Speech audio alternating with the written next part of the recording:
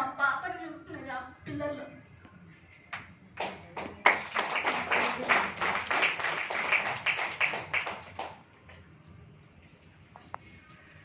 నా పాపని చూసుకునేది ఫీల్, పాప వేరే కానీ ఆ ఫీల్, ఆ టచ్ నా పాప అనేసి హ్యాపీగా ఫీల్ అయ్యేదాన్ని.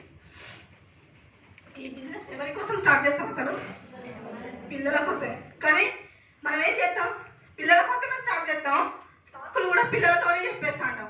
ఇవాళ మీటింగ్ రండి అంటే 10th క్లాస్ ఎగ్జామ్స్ వస్తున్నాయి. ఇప్పుడు నా కొడుకు 10th క్లాస్ ఎగ్జామ్స్ అండి, నేను రాలేను. పోయి నువ్వు రాస్తున్నావా? పోయి నువ్వు చదువుతున్నావా? మరి ఎందుకు నువ్వు చిట్టీలు అందిస్తావా పోయి వాడికి? మరి అలాంటప్పుడు నీకు వాడికి సంబంధం ఏంది? వాడి లైఫ్ మారడం కోసమే కదా నువ్వు వచ్చింది ఈ బిజినెస్ కి. మళ్ళీ వాడి కోసమే సాకులు ఎందుకు చెప్తున్నారు? అవునా కదా? సాకులు చెప్పకుండా సాక్రిఫైస్ చేస్తేనే ఇవాళ నా కొడుకు నా బిడ్డకి ఇంట్లో పెట్టి తాళాలు వేసింది గుర్తులేదు. కానీ ఇవాళ 60 లక్షలు 70 లక్షలు ఇల్లు కట్టిన తర్వాత మొన్న అడిగిన, నేను 2 days బ్యాక్ అడిగిన, అరే చిడి తల్లి మీకు ఈ ఇల్లు చూసిన తర్వాత ఏమనిపించింది నాన్న అని నేను అడిగితే నా కొడుకు ఒకటే మాట అన్నాడు, మా డాడీ తోపు, మా మమ్మీ తోపు అనుకుంటున్నా మమ్మీ అని అన్నాడు.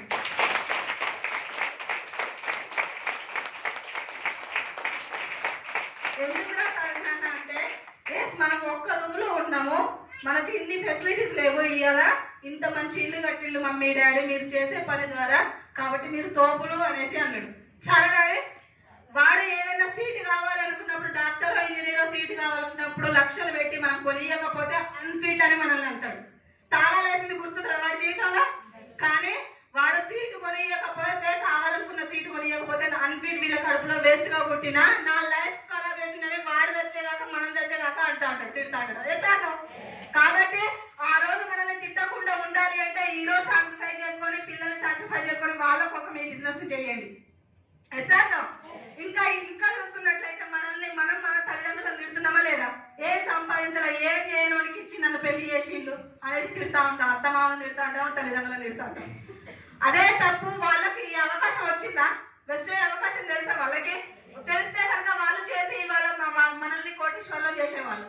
వాళ్ళకి అవకాశం లేదు. ఇకనైనా మనం మేలుకొని మన తల్లిదండ్రులను, మన అత్తమామలను తిట్టినట్టుగా మన పిల్లలు రేపు మనకు తిట్టకుండా ఉండాలి అంటే ఇక అవకాశం చేసి వాళ్ళకు మనం గిఫ్ట్ గా ఇవ్వచ్చు.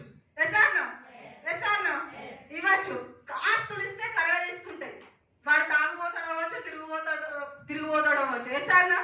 లేదంటే ఇప్పుడు బెట్టింగ్ యాప్స్ ఆడి కూడా అన్ని అప్పులు చేసుకొని ఆస్తులన్నీ ఖరాబ్ చేసుకోవచ్చు. కానీ ఈ నెట్వర్క్ అనే ఆస్తిని ఇస్తే ఇప్పుడు నెలకి 4 లక్షలు వస్తున్నాయి. ఈ నెల మొత్తం 4 లక్షలు ఖర్చు పెట్టింది అనుకో, వచ్చే నెలకు ఖర్చు పెడతాడు, ఇంకొక 6 నెలలు ఖర్చు పెట్టాడు. 7వ నెల వాడికి బుద్ధి వస్తుందా కదా, నేను ఇన్ని నెలలు నేను ఖర్చు పెట్టినా ఇది కాపాడుకోవాలి నేను అనేసి బుద్ధి తెచ్చుకొని నెట్వర్క్ ను కాపాడుకుంటాడా లేదా? అది తరగని ఆస్తి. జీవితంలో నెట్వర్క్, మనం ఆస్తులు ఇస్తే కరిగిపోతాయి కానీ నెట్వర్క్ ని ఇస్తే ఖచ్చితంగా వాడు డెవలప్ అవుతాడు. కాబట్టి నెట్వర్క్ ను ఇద్దాం మనం. ఎస్ఆర్ను ఇంకా చూసుకున్నట్లయితే వెళ్ళే ప్రయాణాలు, అలా నేను ప్రయాణం చేస్తున్న తరుణంలో